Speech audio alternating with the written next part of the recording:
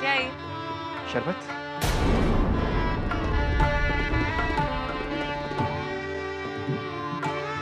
शरबत? जी। This is too much. इतनी गर्मी है यहाँ पर, ना एसी ना कुछ, ऊपर से ये आपका शरबत बिल्कुल भी ठंडा नहीं। हमने बर्फ डालकर बनाया है। तो एक काम कीजिए, इसे खुद ही पी लीजिए। हम आपके लिए और बर्फ डालकर ले आते हैं। नहीं, थैंक यू। एक काम कर दीजिए हमारे लिए, 2 कोल्ड ड्रिंक। जी प्लीज 2 कोल्ड ड्रिंक ला दीजिए। मंगवाते थे। Thank you. बेटा ब्रिज जी। बाजार जाओ और जल्दी से कुछ कोल्ड ड्रिंक लेकर आओ। जी। और सुनो, ठंडी होनी चाहिए। जी।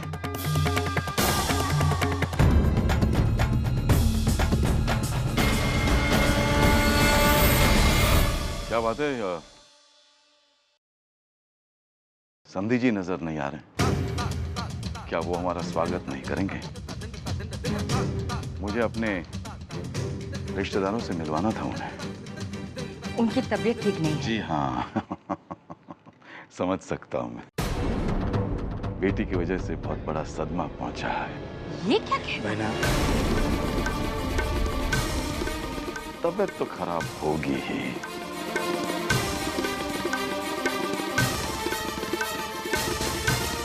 हाँ बहुत बड़े घर से रिश्ता जुड़ा है। खैर अब तो मिलना जुलना होता ही रहेगा। वैसे दूल्हे की भाभी से मेरी बहुत अच्छी पहचान है। चलो मिलवाती हूँ। अरे सुनो, ये लेके जाओ। चलो चलो। शैली जी ये है वकील साहब की बड़ी बहू शैली जी। नमस्ते करो। नमस्ते। बहुत अच्छी है। तो शैली जी आज तो आपने बहुत ही प्यारी सी साड़ी पहनी है। कहाँ से खरीदी? बनारस से। अब जरा ठंडा पानी हो तो पिलवाइए। घंटे भर से बोला हुआ कोई लेकर नहीं आया।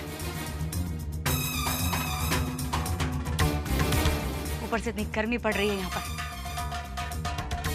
भगवान जाने लोग ऐसे घरों में रह कैसे लेते हैं।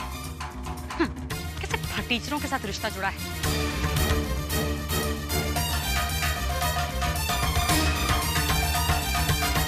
सब किस्मत की बात है शैली जी। एक समय वो भी था जब आपके ससुराल वालों की भी ऐसी हालत थी। जब ठाकुर साहब स्वर्ण भवन में रहा करते थे और आपके ससुर के पिताजी उनके यहाँ ड्राइवर का काम किया करते थे।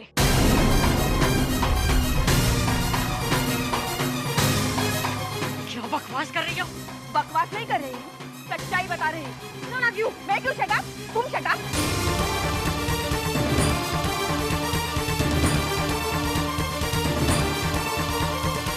बात करने की तमीज नहीं है। तमीज वाले लोगों के साथ ही तमीज से बात किया करते हैं हम। हाँ देखो शीतल, तुम मेरी इंसल्ट कर रही हो। हाँ आप तो जैसे 4 चांद लगा रही हमारी इज्जत में। बस बकवास मत करो। क्या बकवास हो गया? मैं मुंह बंद करो। अरे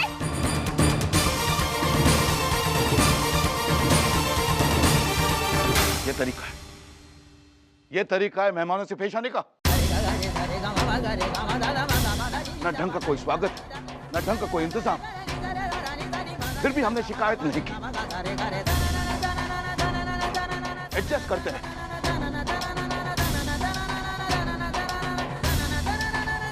ऊपर से ये बर्ताव। बेहतर होता कि हम बारात वापस ले जाएं। नहीं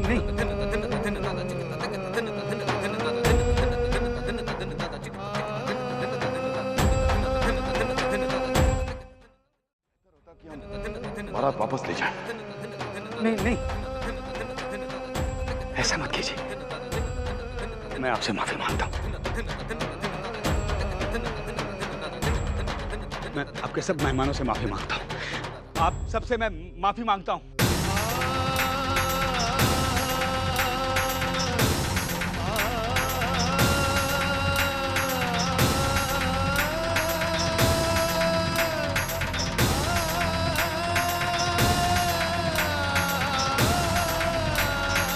शीतल, तुम अपनी बेवकूफियों की वजह से हमेशा मुश्किलें खड़ी करती रहती हो मेरे लिए। चुप, माफी मांगो इनसे।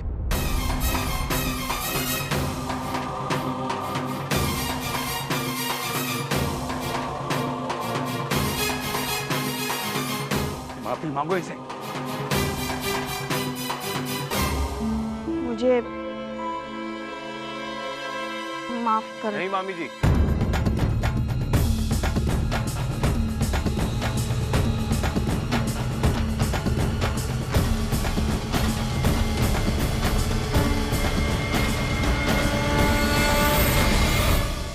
गलती सिर्फ मामी जी की नहीं है,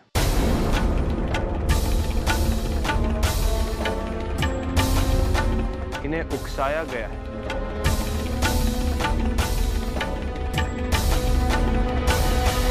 कोई जरूरत नहीं है आपको माफी मांगने की, छोड़िए ये सब।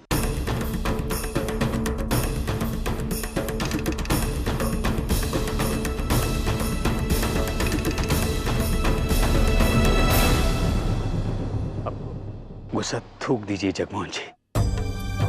वैसे भी वो मिलने का वक्त हो रहा है। राघव भैया, जी राघव भैया, करण की दादी ने तो कहा था 10-12 लोग आएंगे। उस हिसाब से हमने मिलने का इंतजाम किया है। 10-12 लोगों की तो बात समझ में आती है, लेकिन इतने सारे लोगों का मिलने का इंतजाम कैसे होगा? बहना, आप ना करण की भाभी से बात कर लीजिए। कौन कौन करीबी रिश्तेदार हैं, उसी के अनुसार मिलने कर देंगे।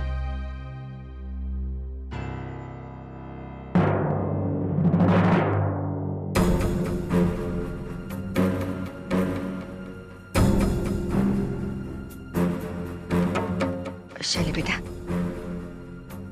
आपके करीबी रिश्तेदार कितने हैं वो जरा बता दीजिए। कुल कितने लोगों की मिलनी करवानी है? पापा, ये पूछ रही है कि मिलने के लिए कितने आदमी हैं। वैसे तो सभी करीबी लोग हैं, लेकिन इन पे ज्यादा बोझ न डालते हुए 50 लोग ठीक रहेंगे। 50?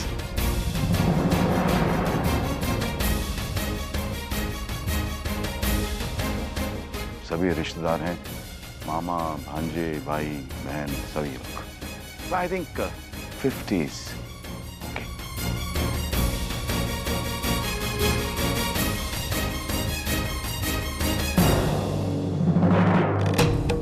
शीतल, बाकी के मेहमानों के लिए मिलने का इंतजाम करो। पैसे और कपड़े वगैरह जाओ जाओ।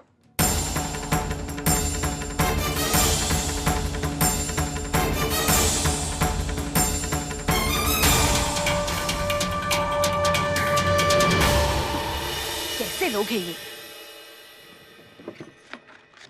न जाने कैसे कैसे बाराती आए हैं। शराबी, कबाबी, फूहड़। पंडित जी ने तो बस कह दिया 50 लोगों की मिलने की तैयारी करो। कैसे है? यहाँ क्या कुबेर का खजाना धरा पड़ा है?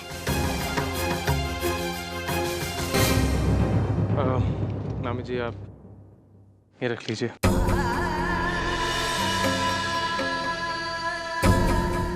शगुन के लिए नए नोट अच्छे लगते हैं। अब रखिए। मगर इतने पैसे? वो मैंने अपनी शादी के लिए। खैर, आप संस्कार, ये पैसे तुम। दीदी, नए रिश्ते नहीं बन पाए, इसका मतलब ये तो नहीं कि हम पुराने रिश्ते भी तोड़ देंगे। चाचा जी को कोई बेइज्जत करे मैं बर्दाश्त नहीं कर सकता।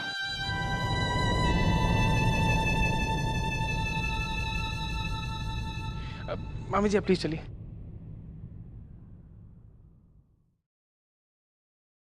संस्कार, इतना सब कुछ हो जाने के बाद भी तुम हमारे परिवार का इतना साथ दे रहे हो, ये हम सबके लिए बहुत बड़ी बात है। काश सबका दिल तुम्हारी तरह इतना ही नरम होता, इतना बड़ा होता कि सब कुछ भूलकर आभा की शादी में शामिल हो सकते हैं।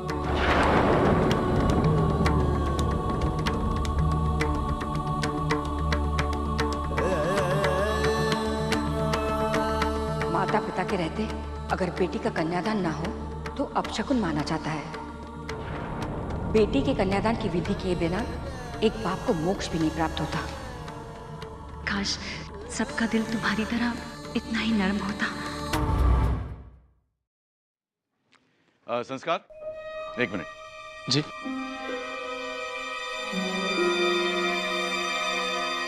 तुम्हारी शादी होने वाली थी ना आभा से?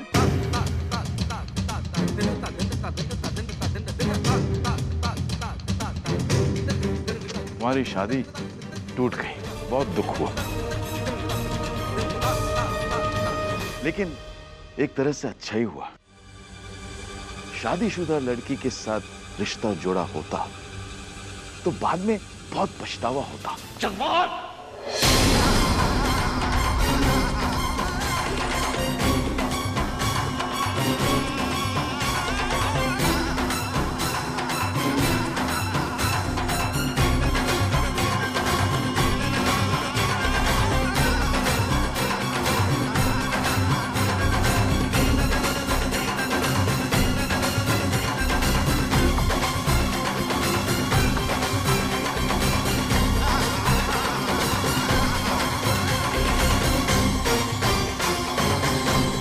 मेहमान बन के आए हो जगमोहन प्रसाद, मेहमानों की तहजीब के दायरे में रहो।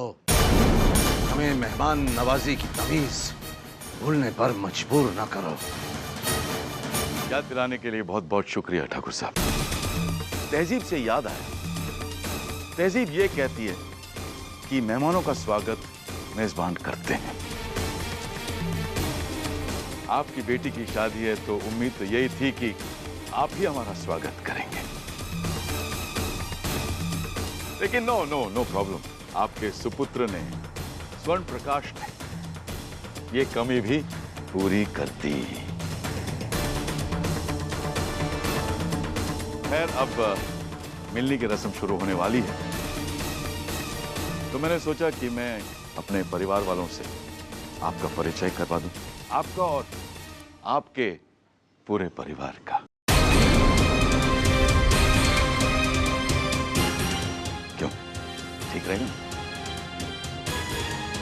ये हैं हमारे सबसे बड़े भाई साहब, सुरेंद्र भाई साहब। भाई साहब, ये हैं ठाकुर उदय प्रताप सिंह, स्वर्ण भवन के पहले मालिक। क्या है कि नीलामी के बाद ये अपनी पत्नी के मुंह बोले भाई के पास रहने लगे।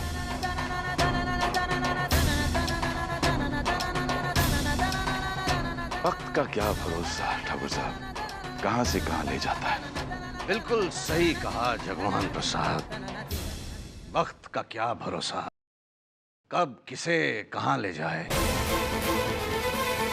लेकिन एक बात तो है, इंसान जहां भी रहे उसका खानदान, उसके पुरखे नहीं बदलते हैं।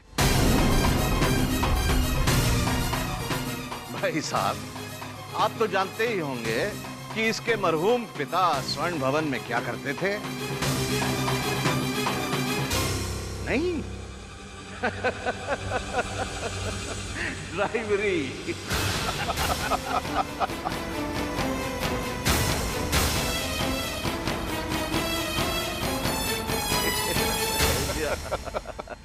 सही कहा ठाकुर साहब ने, इनकी बेटी एक ड्राइवर के बेटे के घर बहू बन के जा रही है।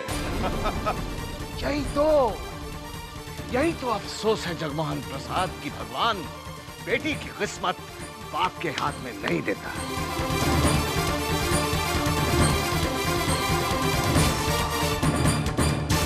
वरना कौन बाप अपनी बेटी की झोली में हीरो की बजाय कोयले कबूल करे। हीरे कोयले की खान में मिलते हैं ठाकुर साहब। गौरी की दुकान पे भी मिलते हैं जगमोहन प्रसाद। खरीदने की ताकत हो तो। कितनी अजीब बात है, देखा कितनी अजीब बात है। दौलत पैसे की शेखी बगाड़ते ही इंसान का कद कितना छोटा, कितना नीचा हो जाता है। चाचा जी बस कीजिए, और अंकल आप भी बस कीजिए प्लीज। आज खुशी का दिन है, ये पुरानी बातें, पुरानी सोच उन सब पे मिट्टी डाली। प्लीज भूल जाइए उन सब बातों को। पुरानी बातें भूल जानी चाहिए। लेकिन भाई साहब, पिछले हफ्ते की बात है, ये दूल्हा बनने आए थे। यहाँ काम कर रहे हैं अब। शायद हमारे झूठे बर्तन उठाने के लिए आए हैं यहाँ। क्यों, है कि नहीं है?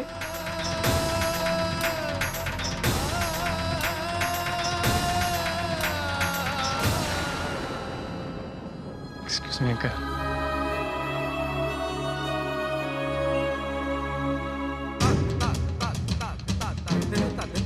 और हाँ, ये इनको कैसे भूल सकते हैं हम?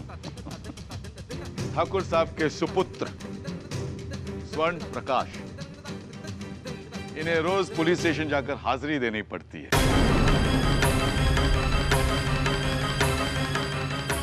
शायद इसीलिए नौकरी नहीं मिली है। बेचारा स्वर्ण प्रकाश।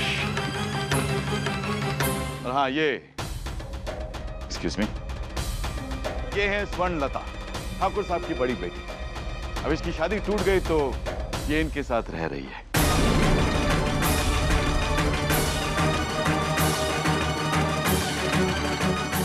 ठाकुर साहब ने अपने बच्चों के नाम के आगे स्वर्ण लगा दिया, लेकिन स्वर्ण लगाने से किस्मत सोने की थोड़ी हो जाती है। क्यों बहन जी, मैं सही कह रहा हूं ना? जगमोहन, आप जरा शांत हो जाइए, अपनी बेटे के बारे में सोचिए, उसकी खुशी के बारे में सोचिए। कुछ मत कहिए इस वक्त। आपको अपनी पुरखों की इज्जत का वास्ता।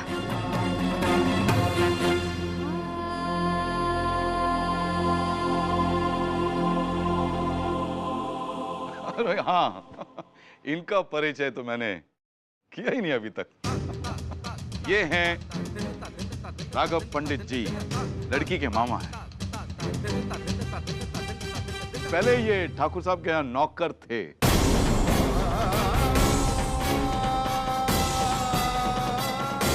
हिसाब किताब में इन्होंने कुछ गड़बड़ कर दी तो ठाकुर साहब ने इन्हें स्वर्ण भवन से निकाल फेंक दिया।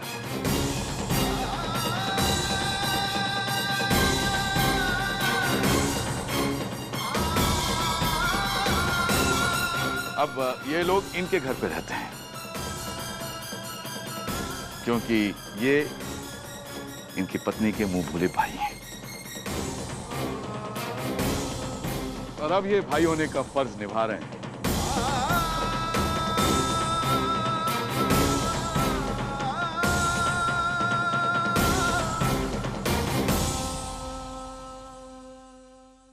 बड़ा अच्छा घर ढूंढा है तुमने आभा। बाराती कितनी बदतमीजी से पेश आ रहे हैं। घरातियों की तो पूछो मत। इज्जत की छीछा निकल कर रहे हैं वो। हम अभी करण से बात करते हैं। वैसे ही हमने माँ और पिताजी को बहुत दुख दिए हैं, हम उन्हें बेइज्जत नहीं होने देंगे। हम आभा ठहरो। अब और क्या तारीफ करूं ठाकुर साहब की। मैंने इन्हें पहले भी कहीं देखा है। हाँ, जरूर जरूर देखा होगा, जरूर देखा होगा। पागल खाने में देखा होगा, या पागलों की तरह सड़कों पे चिल्लाते हुए देखा होगा, या फिर भरे बाजार में किसी की गाड़ी को चलाते हुए देखा होगा। कहीं भी देखा हो अंकल, कहीं भी देखा हो।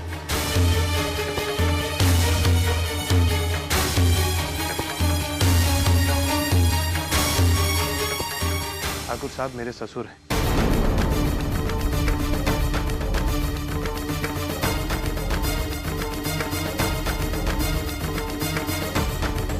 और उन लोगों से कई कई गुना बेहतर हैं जिनके बच्चे तक उनका साथ नहीं देते।